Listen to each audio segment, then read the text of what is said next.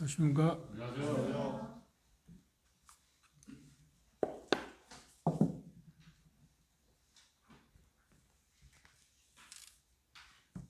고린도후서 5장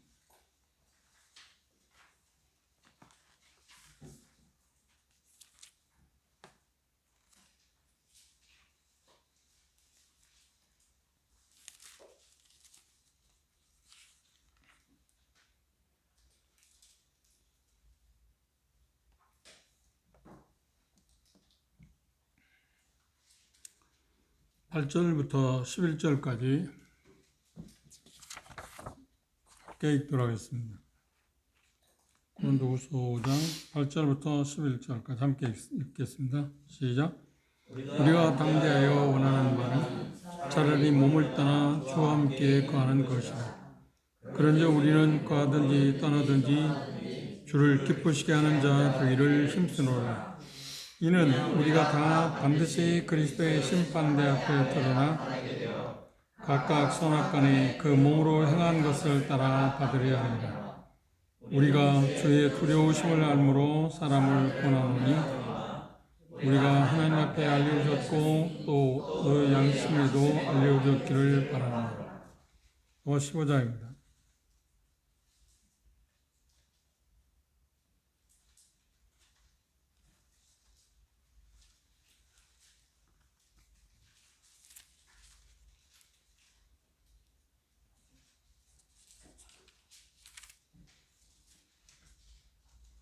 로마 14장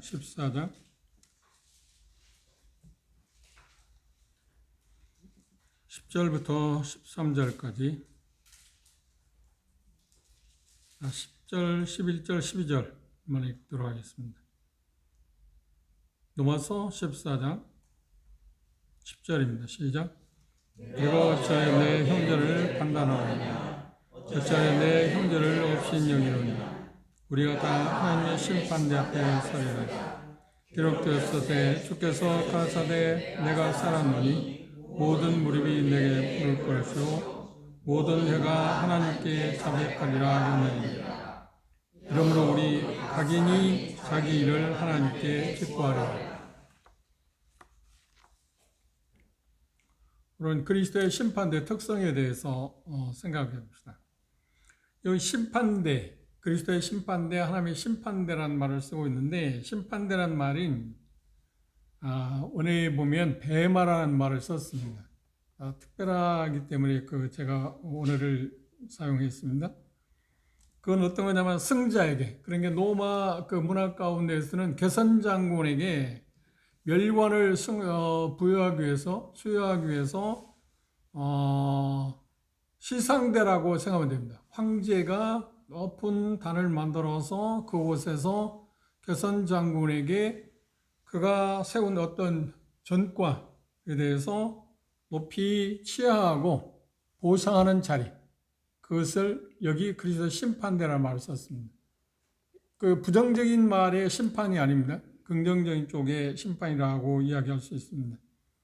황제가 그 자리에서 이 심판대라고 하는 그 자리에 서서 수많은 사람의 운집한 가운데 개선 장군이 올라오게 해서 그 다음 그 개선 장군을 위해서 치하의 말을 하고 멸관을 주는, 그리고 수많은 상을 내리는 그 자리를 심판대라고 말했습니다. 그런데 그 자리는 황제, 로마 문화에서 황제가 쓰는 자리가 아니고 무슨 자리라고요? 누가 쓰는 자리라고요?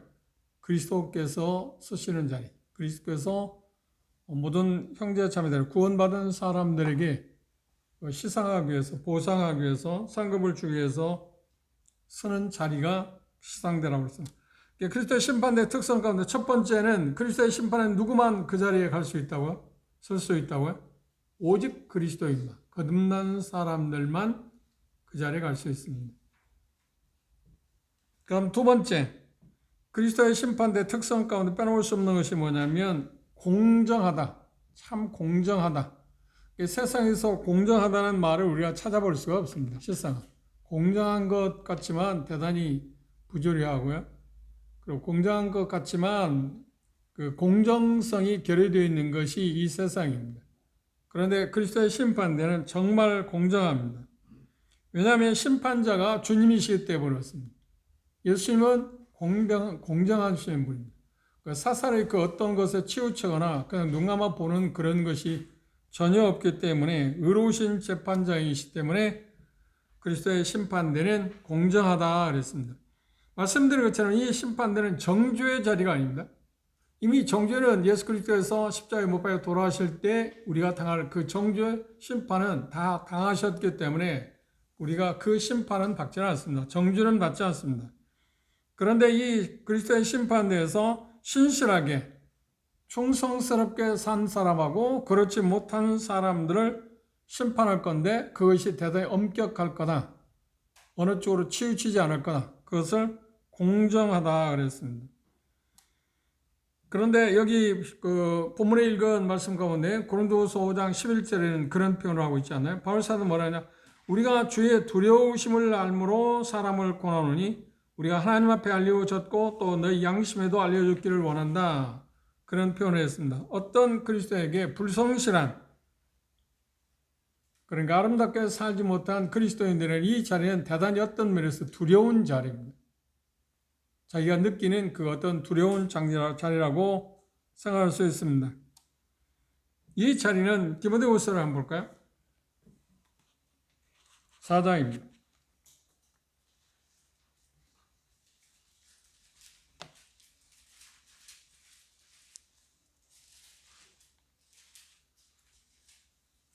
6절에서 8절에 있는 말씀까지 보면 바울사대의 고백입니다. 6절에 보면 관제와 같이 벌써 내가 부음이 되고 나의 떠날 기약이 가까웠도다. 내가 선한 싸움을 싸우고 나의 달려갈 길을 마치고 믿음을 지켰으니 이제 후로는 나를 위하여 의의 멸관이 예배되었으므로 주 곧 의로우신 재판장이 그날에 내게 주실 것이니 내게만 아니라 주의 나타나심을 사모하는 모든 자들에게니라. 여기 보면 곧 의로우신 재판장이다. 의로우신 재판장이다. 그렇게 말했습니다.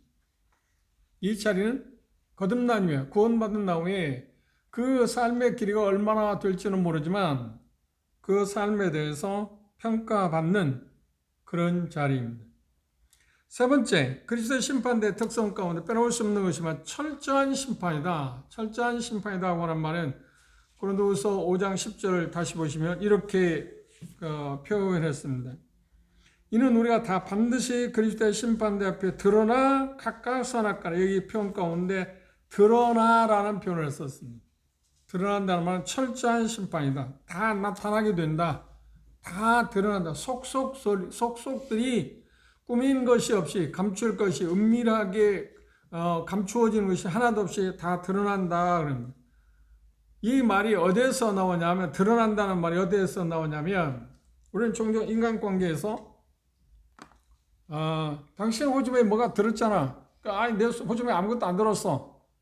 그런데 상대방은 아니 당신 호주머니에 뭐가 들었는데 왜 안 들었다고 그래. 그러면 우리는 어떻게 하는 거야? 그렇죠. 그 말입니다. 호주머니 이렇게 다 이렇게 내놓은 이걸 드러나라고 다 털어본다. 드러나라는 말이 거기에서 나온 말입니다. 속속들이 그러니까 그 어떤 것도 감추인 것 없이 들춰내는 것. 그래서 모든 위선, 동기, 비밀스러운 어떤 행동, 생각들 그것이 다 들추어질 거라고 합니다. 그러니까 은밀한 것은 하나도 없습니다. 우리가 살아온 그 삶에 대해서 치장할 수 있는 것도 없고 꾸밀 수 있는 것도 없고 은폐시킬 수 있는 것도 없이 전부 다 꺼내놓는 주머니 속에 있는 것을 안주머니를 꺼집어내는 것처럼 그걸 드러난다 그랬습니다. 그래서 철저한 심판이라고 하는 것이 그것입니다. 그런데 어두움 가운데 있었던 것도 다 드러날 겁니다. 그런데 중요한 것은 뭐냐면 숨겨진 수많은 그런 선행들 역시 드러날 겁니다. 그러니까 부정적인 면에서든 긍정 면에서든 다른 사람이 알아보았든 알아보지 못했든 다른 사람에게 어떤 것이 알려졌든 알려지지 않은 수많은 것들이 다 그 자리에서 들추어질 거라고 하는 말입니다. 그런데 어쩔 수 없이 사람이기 때문에 우리 어떤 선행을 할 때 어떤 의로운 삶을 행동을 하게 될 때 드러나기를 원하지 않아요? 물론 사람마다 개인차가 있습니다. 어떤 사람 전혀 뭐 그 자기가 어떤 것을 하고도 좋은 일을 하고도 그걸 익명으로 한다든지 은폐시키려고 그걸 어떤 표현을 드러내지 않으려고 하는 사람이 있는가? 어떤 사람도 자꾸 드러내려고 하는 사람이 있잖아요. 그렇죠? 그런 것들이 여기에서 생각합니다. 양면성이 다 있습니다. 어떤 것은 드러난 것의 진위 여부도 판가름 될 거고 전혀 드러나지 않은 것인데 그걸 하나님께서 주님께서 다 드러내 주실 거다. 은밀한 것까지도 드러내 주실 거다. 이번 추석 연휴에 어떤 형제님 부부가 찾아와서 교제하는 가운데서 그런 이야기를 들었습니다. 어떤 지역에 어떤 형제님이 여기 이런 거가 좀 연관되기 때문에 이야기합니다만 조심스러운 이야기입니다만 뭐 사회에서 여러 가지 활동을 하는데 그러니까 그런 활동을 하게 되면 뭐라고 하냐 일반적으로 뭐 협회장이니 뭐 그런 거 있잖아요. 그게 12개나 있답니다. 그래서 내가 생각할 때 뭔 12개 그런 장을 12개나 가질까? 만들라고도 어려울 것 같지 않나요? 그러니까 제가 그 형제님이 갖고 있는 그 12개의 장이 뭔가는 잘 생각을 못 하겠는데 아무리 생각해도 내가 세상에 그런 걸 접하지 못했기 때문에 그러지 뭐지만 장자 분 거 뭐 협회장이나 뭐 하는 게 12개가 여러분 생각납니까? 만들려고 해도 못 할 것 같잖아요. 근데 12개 장 우리 일반적으로 인간들이 생각할 때 명함을 내밀잖아요. 명함을 내미는 건데 1차적인 건 무엇인가요? 자기를 소개하기 위해서 내는 거잖아요. 그런데 그 명함을 제시할 때 은연중에 뭘 포함시키는 거예요? 내가 바로 이런 사람이야 하고 그런 어떤 막 여러 가지 것을 써서 내놓는 거 있지 않나요?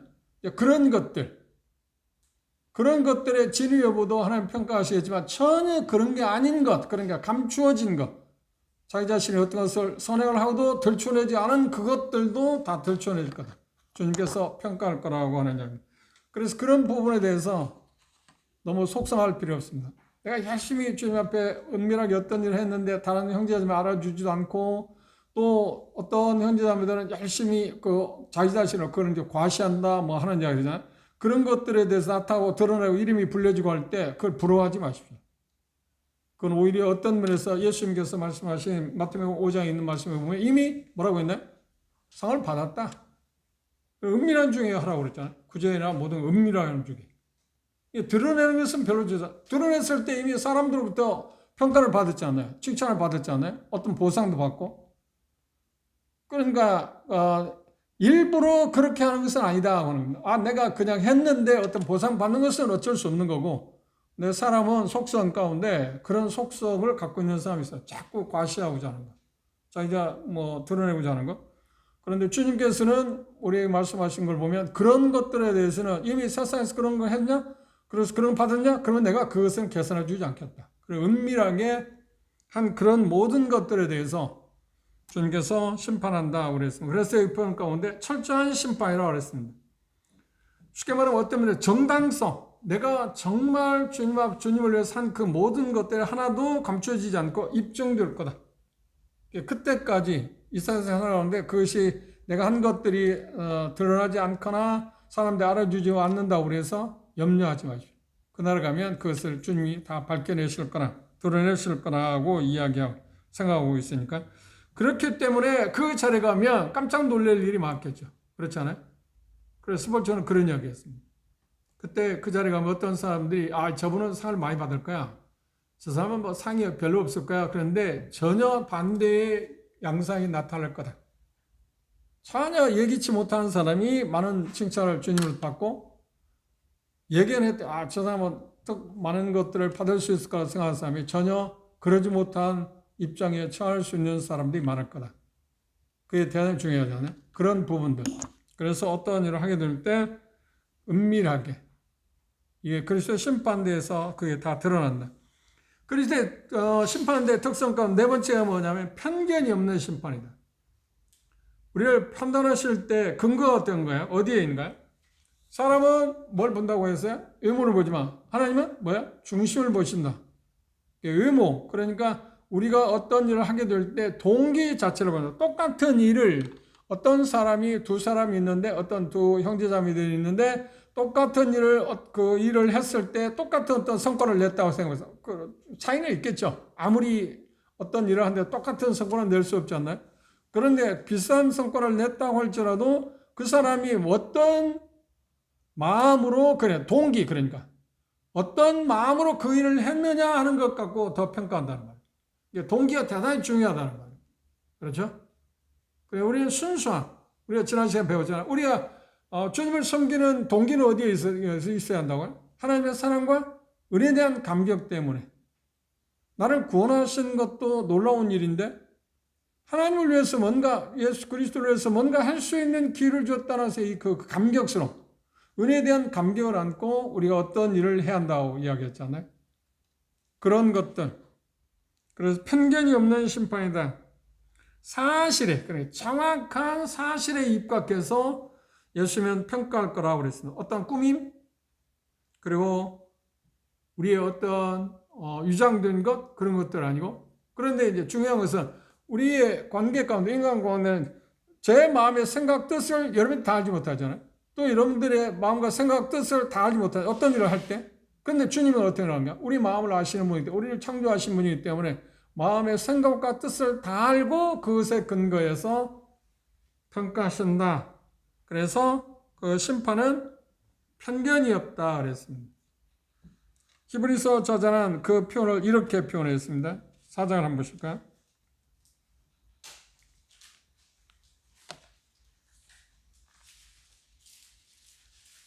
히브리서 4장은 그 본문은 다른 의미에서 이야기하고 있지만 같은 맥락에서 찾아볼 수 있습니다. 히브리서 4장 12절을 보십시오.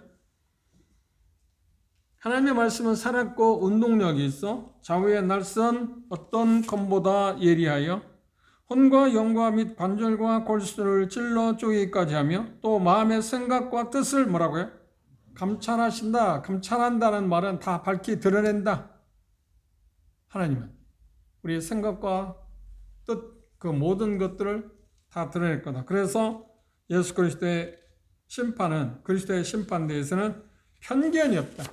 보통으로 치우칠 수 있는 게 전혀 없다고 합니다. 예수 그리스도의 심판대의 다섯 번째 특징은 뭐냐면 개인적인 심판이다. 개인적이다. 아까 로마서 14장 10절 12절에 본 것처럼 우리 각자는 개인적으로 각각 자기들이 구원받은 이후에 단체, 가정은 가정대로 아니면 교회는 교회대로 그거 아니고 각각 개인마다 다시 본문을 돌아볼까요? 로마서 14장을 한번 보십시오.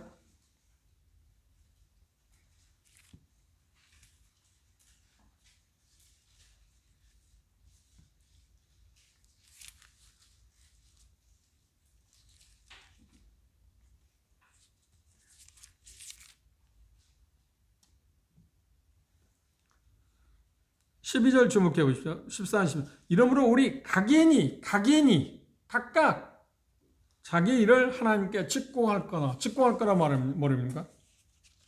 다 꾸밈없이 말하게 될 거다. 대단히 개인적인 심판이라고 그랬습니다. 직공한다는 말은 뭔가요? 다른 형제 자매들에 대해 선생님 이런 일도 있습니다. 그 자리엔 서로 칭찬할 수 있는 부정적인 말을 한다고 우리도 그런 자리에 올 때 부정적인 누구도 안 할 겁니다. 선생님이 평상시 함께 살면서 이렇게 내 마음을 아프게 했다는 그런 이야기는 할 수 있는 자리가 아닐 겁니다. 그런데 그런 게 아니고 중요한 것은 뭐냐면 다른 형제 자매들을 이야기할 수 있는 기회가 없고 각각 내 자신에 대해서 말할 거다. 내 자신에 대해서 말할 거다. 그런데 이제 그러면 우리나라에서 우리가 일상적에서 법적인 문제가 있으면 뭐라고 하는가요? 어떤 죄를 지었다, 피의자나 피해자 아니면 그냥 그 참고인으로 조사를 받게 될 때 그들은 법정에 갈 때 그 자리에 검찰이나 그걸 갈 때 뭐라고 하는가요? 대다수 똑같은 말을 하죠. 공통적인 말을 하죠. 뭐라고요? 내가 사실을 말할 거다. 근데 그들이 사실을 말하는 거야? 사실 말하는 사람 한 사람도 없을 겁니다. 꿈이죠. 그렇죠. 자기 좋은 쪽, 불리한 쪽은 이야기 않고 좋은 쪽만 이야기할 것입니다. 그런데 직공한다는 말은 뭔가요? 그냥 있는 대로, 자기의 삶을 있는 대로 다 말하게 될 거다. 직공한다. 그래서 개인적이다. 대단히 개인적이다. 하는 말입니다. 근데 그분 앞에서 뭘 꾸밀 수 있나? 감출 수 있는 게 있나? 감출 수 있는 건 생각도 못 합니다. 그러면 어떤 면에서 그리스도의 심판들을 바라보면서 우리가 이 세상에 산다고 하면 어떤 생각을 할 수 있냐면 우리가 인간관계에서 형제 자매들 관계 가운데서 꾸밀 필요가 있나요? 꾸밀 필요가 없어요. 실상은 꾸밀 필요가 없는 겁니다. 그냥 있는 대로 잘못했으면 잘못했다 하고 어떤 이야기를 듣게 될 때 내가 미처 그 생각을 하지 못했다고 한다든지 그리고 어떤 이야기를 할 때 내가 그런 의미에서 그렇게 표현하지 않았는데 형제가 그렇게 받아들였다면 마음에 아픔이 있다면 내가 미안하다고 한다든지 그렇죠? 내 마음에서 내가 생각하고자 하는 것을 말하는 건 아니니까 상대방이 어떻게 받아들이냐 하는 것에 대해서 우리는 조심해야 하는 거 맞는 거 아닌가요? 그게 덜 세우는 사람들이기 때문에 그리고 이걸 생각하면 꾸밀 필요가 없습니다. 그냥 있는 대로 어차피 그분 앞에 갔을 때 다 드러날 텐데 그죠? 그래서 대단히 개인적일 거라 그럽니다. 그러니까 이 심판은 개인적이라는 말은 공개적이면서도 개인적이라. 공개적으로 각각 주님 앞에 우리가 서게 될 건데 그런 표현들을 이야기합니다. 그럼 한번 생각해 보십시오. 이 부분을 생각하면 우리가 지금 그리스도의 심판대 앞에 지금 섰다고 생각해 보십시오. 그리스도의 심판대에 섰으면 순서는 뭐 어떻게 세울지 모르지만 하여튼 하나하나씩 나와서 예수님 앞에 와서 자기의 삶에 대해 직공할 거 아닙니까? 그렇죠? 직공한다는 말은 쉽게 말하면 내가 구원받은 이후에 이렇게 살았습니다. 이렇게 살았습니다. 처음부터 끝까지 다 이야기한다는 말인가요? 아니야. 그런 쪽은 이야기 아닐 겁니다. 그 이야기 한다고 하면 시간이 얼마 걸릴까요? 하나님 앞에 구원받은 지 오래된 사람은 시간이 많이 걸리겠죠? 구원받은 지 얼마 안 된 사람은 짧겠죠? 그런데 수천만의 그리스도인들이 그 자리에 섰을 때 그걸 다 한다고 하면 얼마나 많이 들을까요? 여기 이야기하는 것은 세상적으로 지금 이해를 돕기 위해서 이렇게 표현했습니다. 중요한 건 뭔가요? 각각 자기 행한 것에 대해서 예수님 앞에서 사실대로 말하게 될 거라고 이야기했습니다. 그러면 한 사람 한 사람씩 불려 나와서 이야기한다면 제가 예수님 앞에 나와서 어떤 이야기를 합니다. 내가 살아온 삶에 대해 이야기할 때 여러분들 저 인재님이 구원받고 저런 일도 했을까 하고 그런 것을 알 수 있을까, 볼 수 있을 거라고 생각하세요? 아니요, 전혀 볼 수가 없어요. 왠지 아세요? 한번 생각해 보세요. 쉽게 생각해요. 제가 여기 우리나라 있으면서도 그런 일을 별로 해본 일이 여러분 한두 번은 해봤을 겁니다. 쨍쨍 내리쬐는 태양을 여러분이 바라본 일 있나요? 그렇게 바라볼 수 있는 게 그렇게 많지가 않잖아요. 근데 제가 몽골 갔을 때 화도 그쪽에서는 맑기 때문에 뭐 태양을 한번 바라보라고 하더라고요. 바라볼 수가 없어요. 우리나라에서는 태양을 바라볼 수 있는 확률이 좀 있어요. 조금이라도 바라볼 수 있어요. 근데 그런 순간적으로 바라볼 수 있어요. 워낙 강하기 때문에. 그렇죠? 이렇게 태양을 바라보면 주변에 어떤 것도 의식할 수 있나요? 없나요? 어떤 사물도 안 보여요. 우리가 그리스도 앞에 섰을 때 똑같은 입장이에요. 다른 형제자매에 전혀 의식이 안 되는 거예요. 나는 개인적으로 그리스도 앞에서 주님 앞에서 평가를 받는 거고 내 사실을 이야기하는 거예요. 그러면 여러분 생각할 때 그 부정적인 의미에서 그러면 나만 살면서 다른 형제는 아무것도 모르니까 이 세상 살 때 뭐 우리가 허물된 거 그런 것들이 다 감춰질 수 있겠네? 여러분들 그렇게 생각할지 모르지만 그건 아닙니다. 중요한 것은 본인이 말한다. 다른 사람은 전혀 의식할 필요가 없습니다. 의식할 수 있는 시간이 아니니까 그 자리에서. 근데 우리는 인간적으로 생각할 때는 마치 법정에 가서 뭐 피고 입장에서 내가 이런 일을 했다고 고백하게 될 때 다른 사람이 다 알지 않나요? 그런 자리가 아니라는 겁니다. 그래서 여기 표현하고 있는 것은 개인적인 심판이라는 말은 주님 앞에서 우리의 삶을 평가받게 될 때 각자 자기의 삶에 대해서 이야기하기 때문에 다른 형제 자매들의 삶에 대해서 생각할 수 있는 여력이 없습니다. 그 이유가 뭐라고 그러냐? 표현이 뭐라고 하냐? 태양을 바라볼 때 주변 사물을 전혀 의식할 수 없듯 주님을 바라보게 되면 그 어떤 형제자매도 눈에 보이지도 않습니다. 생각할 필요가 없습니다. 그럼 발표하고 내려오면 다음 차례들은 만약에 세상적인 이야기 한다면 뭔 이야기 했어? 뭐 그렇게 물어볼 필요도 없잖아요. 그렇죠? 서로에 대해서 전혀 그것을 알지 못한 주님만 아시게 될 거다. 그리고 여섯 번째로 예수 그리스도의 심판대의 특징이 뭐냐면 그 심판대는 분명한 것은 자비로운 심판대다. 은혜로운 심판대다. 왜 그러냐면 개인적으로 공평하게 평가해서 장차 오는 나라에서 우리가 누릴 어떤 위치를 결정하는데 그 목적이 있기 때문에 그 심판대는 자비로운 거다. 그리고 그 그리스도의 심판대는 어둠의 심판이 아니고 가치의 어떤 평가에 대한 심판이기 때문에, 그러니까 부정적인 게 아니라 긍정적인 것만을 이야기하는 겁니다. 그렇죠? 충성도에 대한 것으로 보상을 받는 자리이기 때문에 상을 주는 부분에 대해서, 상을 받을 수 있는 부분에 대해서 말하고, 그리고 그것에 대해서 평가를 받는 것입니다. 그러면 여기 본문에서 고린도서 5장 10절에 뭐예요? 선악간이라고 그랬잖아요. 선과 악을 이야기했습니다. 그러면 선에 대해서는 이야기하겠는데, 악이라고 할 때 우리의 어떤 부정적인 그것들 다 이야기한다는 말인가? 아니야. 그건 다음 시간에 선악이란 말의 의미를 정확히 생각해 볼 거고, 여기 지금 얘기하는 자비로운 심판이라고 하는 말은 어떤 거냐면, 주님은 어떤 그리스도인이 든지 어떻게 됐든 말은 그 진노를 내리기 위해서, 그러니까 벌을 주기 위한 자리가 아니라 뭐 하는 자리라고요? 상을 주기 위한 겁니다. 그러면 반대로 상을 받는 사람도 있고 받지 못하는 게 있죠. 그리고 개인적으로 보면 어떤 부분에서 상을 받기도 하고 어떤 부분에서 상을 받지 못하는 경우가 있죠. 그럼 어쩔 수 없이 상을 받지 못하는 경우에는 받지 못하는 사람 입장은 어떤 거예요? 받는 사람은 좋겠지만 받지 못하는 사람은 어떨까요? 그것에 대해서는 엄청난 어려움이 있겠죠. 그렇죠. 그것 때문에 그리스도의 심판대를 바라보고 사는 것은 우리에게 대단히 중요한 겁니다. 그런데 그것에 대해서 우리가 생각할 때 다른 형제 자매들과 관계에서 비교해서 할 수 있는 게 아니고, 주님 앞에서 예수님을 위해서, 주님을 위해서 구원하신 나를 구원해서 그곳까지 오게 하신 그분을 위해서 충성스럽게 산 것에 대한 어떤 상을 받게 될 때 그 영광과 받지 못할 때 그 수치스러움, 부끄러움, 그건 한번 생각해 봐요. 그건 주님 앞에서의 이야기지 다른 형제 자매들과 비교할 수 있는 게, 비교할 수 있는 것은 아닙니다. 그렇죠? 그게 다른 시상대하고는 좀 다릅니다. 이 세상의 시상대는 어떤가요? 항상 다른 사람과 비교되잖아요. 어떤 금메달, 은메달, 동메달 따는 건 중요한 건데, 좋은 건데, 금메달 딴 사람은 동메달, 은메달 딴 사람, 당신보다 내가 더 성과를 이루어서 금메달 땄어. 동메달 딴 사람은 나보다 금메달, 은메달 나보다 더 성과가 좋네. 그럴 때 측정을 할 수 있잖아요. 비교해 봅니다. 그리고 그걸 또 지켜보는 군중들, 사람들, 그것에서 그 사람에 대한 어떤 평가를 받잖아요.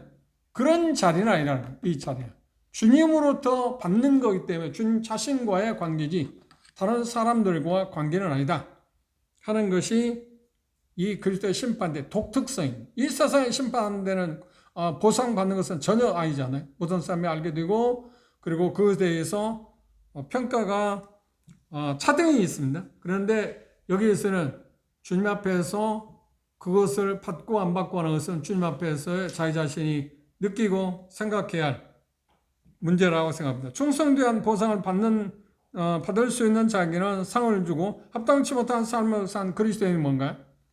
상급을 상실하거나 상급을 받지 못한 것에 대해서 실망감을 누가 느끼는가요? 자기 자신이 느끼고 또 누가 느낄까요? 주님이 그걸 느끼게 할 거예요. 그건 대단히 큰 문제입니다. 많은 사람들에게 어떤 실망감을 주는 것보다는 그것도 물론 피해야죠. 근데 정작 그분의 그 날에 오게 하신 그분을 실망시킨다고 해서 얼마나 큰 죄악입니까? 얼마나 큰 슬픔, 얼마나 커다란 실패입니까? 그걸 생각해. 다른 사람은 중요하지 않아요. 그곳에서는. 다른 형제를 어떻게 평가하느냐, 그건 아무런 의미가 없다니까요.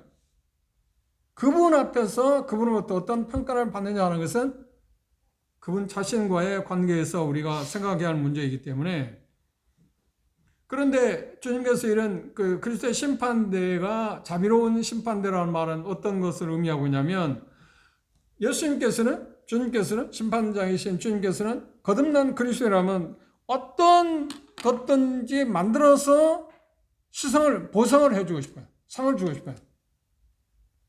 어떤 걸 만들었어요. 왜? 그분은 모든 것을 갖고 계신 분이기 때문에. 그래, 작은 분이 아니라는 거예요. 너무 크신 분이기 때문에 어떻게 해서라도 상을 주고 싶어 하는 거예요. 그래서 그 심판대는 뭐냐면 자비로운 심판대라, 그렇게 표현하는 것입니다. 그리고 그 자리는 분명히 어떤 거라고요? 벌을 받는 자리가 아닙니다. 그런데 한번 생각해 보십시오. 거듭난 이후에 우리가 죄 짓는 일 있잖아요. 그게 다른 형제 자매들에게 이미 드러나서 뭐 징계를 받는 사람도 있고 그런 죄를 범했는데 징계를 받지 않은 사람도 있을 겁니다. 그렇죠? 그 어떤 방법이 되든 뭐 자기가 은밀하게 감추려고 해서든 어쨌든 간에 드러나지 않은 사람도 있을 겁니다. 그런데 중요한 것은 뭐냐면 이 세상에서 구원받은 데 죄를 범했을 때 우리가 회개하거나 자백해야 할 이유가 뭐냐 하면 회개하거나 자백했을 때 그걸 뭐냐 하면 스스로 심판한 거라고 그래요. 자, 고린도후서 11장 보십시오.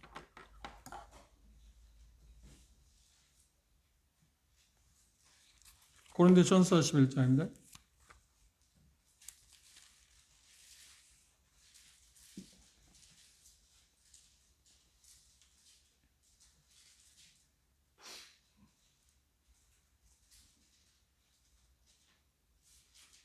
27절 이하면 그러므로 누구든지 주의 떡과 잔을 합당치 않게 먹고 마시는 자는 주의 몸과 피를 범하는 죄가 있는 사람이 자기를 살피고 그 후에야 이 떡을 먹고 이 잔을 마실지니 주의 몸을 분변치 못하고 먹고 마시는 자는 자기 죄를 먹고 마시는 것이라. 이러므로 너희 중에 약한 자와 병든 자가 많고 잠자는 자도 적지 아니하니 우리가 우리를 살폈으면 판단을 받지 아니하리로냐. 우리가 판단을 받는 것은 주께 징계를 받는 것이니 이는 우리로 세상과 함께 죄의 정함을 받지 않게 하려 하시며 여기 평가한데 말은 우리가 우리를 살폈다는 말은 뭐냐면 자기 죄에 대해서 떡과 잔에 참여하기 전에 자기 죄에 대해서 자기 자신이 평가를 내리면 그러니까 심판하면 그 심판한다는 말이 회개와 자백이라는 것입니다. 그렇게 할 경우에 어떤다고요? 떡과 잔에 참여할 수 있다는 겁니다. 그렇죠? 그러면 그 죄들에 대해서는 이 그리스도의 심판대에 섰을 때 주님께서 뭐라고요? 그건 이미 심판에서 끝났잖아요. 내가 스스로 결정을 내렸잖아요. 그래서 평가를 하나님으로부터 주님으로부터 받았잖아요.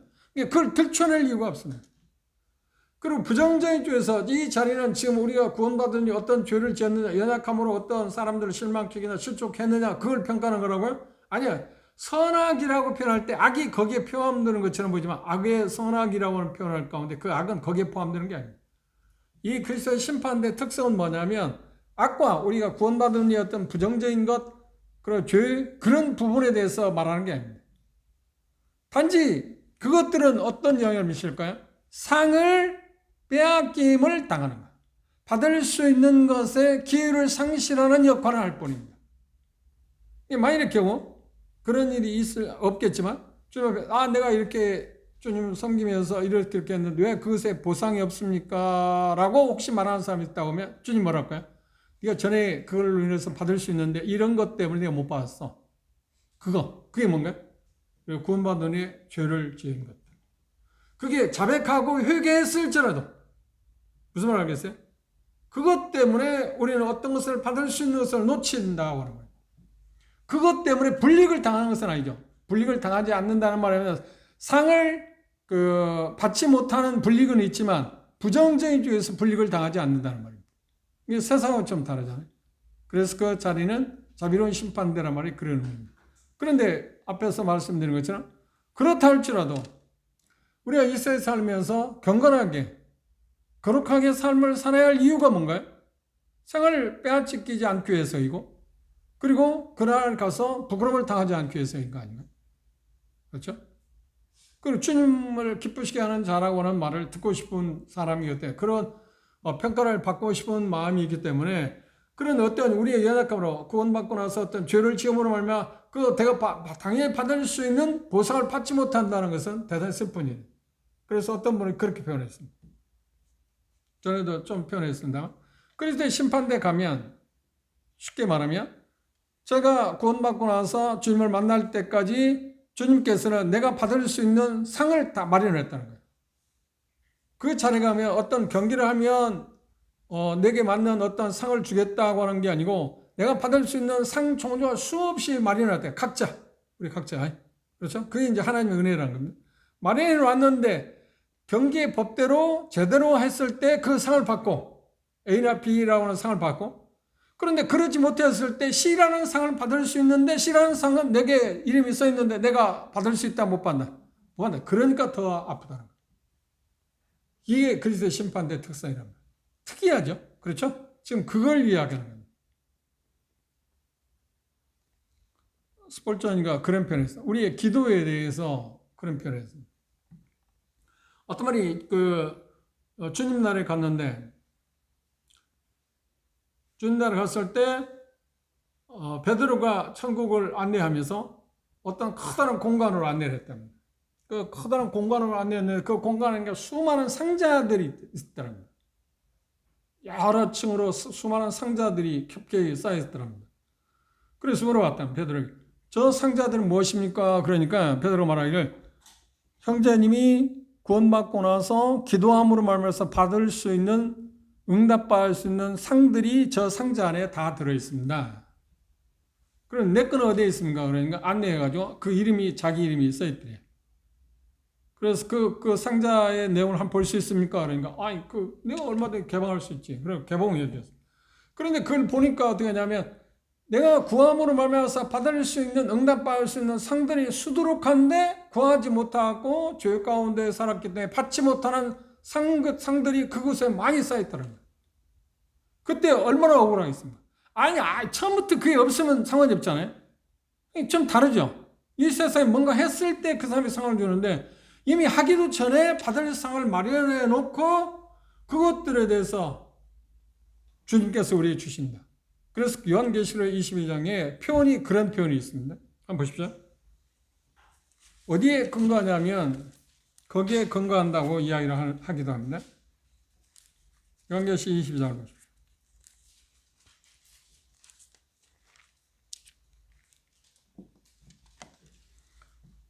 12절 주목해 보십시오. 요한계시록 22장 12절 읽어봅시다. 시작. 보라 내가 속히 오리니 내가 줄 상이 내게 있어 각 사람에게 여기 뭔가게 보시면 오는가요? 오면 그냥 내가 한 것에 대해서 상을 준다는 말입니까? 아니면 한 것과 상관없이 이미 준비된 상을 주겠다는 겁니까? 그렇지. 여기의 뉘앙스는 바로 그것입니다. 내가 그리스도 안에서 주님을 섬기면서 살아갈 때 받을 수 있는 상들을 부지기수로 마련해 놓고 제대로 살았을 때 그걸 받지만 제대로 살지 못해서 받지 못하는 것. 그러니까 내가 아름답게 살지 못함으로 받지 못하는 상을 볼 때 얼마나 억울해 있어. 내가 그때 조금만 정신차려 저것도 받을 수 있네. 저것도 받을 수 있네. 저것도 놓쳤네. 저것도 놓쳤네. 그렇죠? 죄에 대해서 우리가 구원받는데 죄에 대해서 그것에 심판은 이미 끝났기 때문에 그에 대해서 뭐 어떤 이야기를 하지는 않습니다. 그런데 받을 수 있는 것을 놓친다. 그래서 요한 사도는 요한 1서에서 그랬잖아요. 내 멸관을 빼앗기지 않게 하라. 그 말은 뭐예요? 이미 내게 주어진 것이 있는데 받을 수 있는 게 있는데 그대로 제대로 살지 못하기 때문에 받지 못하는 것. 그리고 잃어버리는 거잖아요. 이게 좀 다르죠? 세상과는 좀 다릅니다. 그 부분들을 우리가 마음 가운데 생각하는 게 대단히 필요하다고 하는 이야기입니다. 그것들을 우리가 여기 그리스도의 심판의 특성이 바로 그것입니다. 말씀드린 것처럼 개인적으로 회개하거나 자백한 죄들에 대해서는 그것이 상급을 잃게 한 것이 아닐 때에는 어떻게 한다고요? 들춰내지 않을 거다.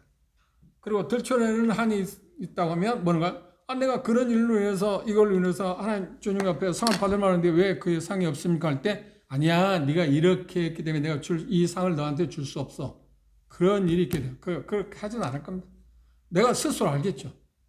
내가 그때 이렇게 살았으면 저 상도 내가 받을 수 있는데 또 놓쳤구나 하게 될 거라는 말입니다. 오늘 결론적으로 이런 예화를 할 수 있습니다. 한 아버지에게 세 아들이 있었습니다. 그런데 세 아들에게 아버지가 매일 토요일마다 3개월 동안 매주 토요일마다 3개월 동안 몇 번입니까? 그러면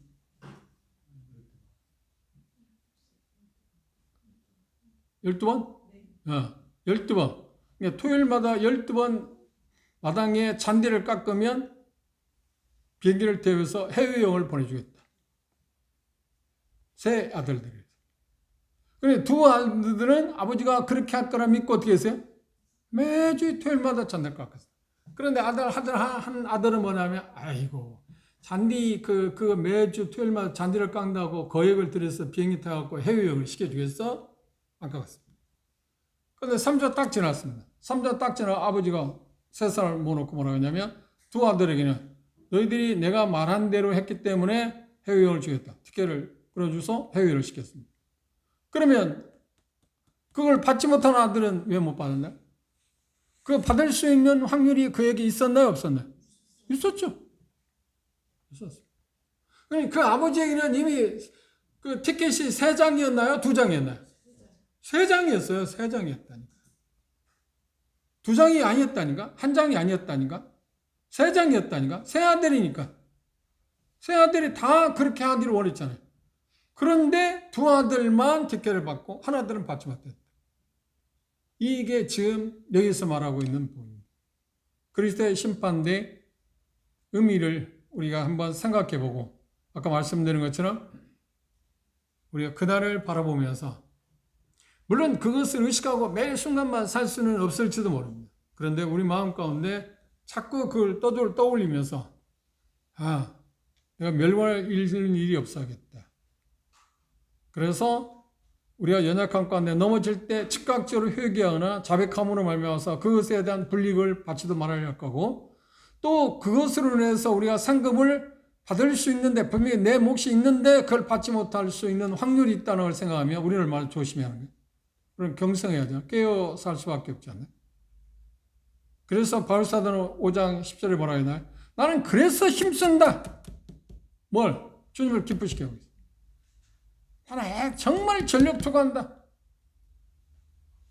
그리스도의 심판대를 내가 바라보고 그게 확실하니까 아까 예화에서 말한 것처럼 2 아들은 어때요? 아버지가 신실하다고 믿었고 내가 그 3주 동안에 그렇게 3개월 동안에 매주마다 토요일날 잔디밭을 깎으며 회의를 시켜줄 거라고 믿고 그 일을 했어요. 근데 아들 하나는 그 아버지를 못 믿었어요. 자기도 당연히 함께 갈 사람인데 못 갔을 때 얼마나 고통스럽겠어요. 고통이죠. 슬픔이 아니라 고통이잖아요. 그렇죠? 얼마나 회한이 빠지겠어요. 후회하겠어요. 내가 아버지를 그렇게 못 믿었나? 그럴 줄 알았으면 그 아들이 3번째 티켓 하나 잃어버린 그 아들이 했을까요? 안 했을까요? 그렇지. 그때는 이미 늦었잖아요. 그렇다 아버지에게 아예 다시 기회를 주십시오. 내가 3개월이 아니라 6개월 동안 깎을 테니까 그때 주십시오. 그렇게 할 수 있는 게 이미 시간이 지나갔죠. 그리스도의 심판대는 우리에게 다가오고 있습니다. 그날을 바라보면서 경건하게 우리의 삶을 살아가도록 합시다. 기도합시다.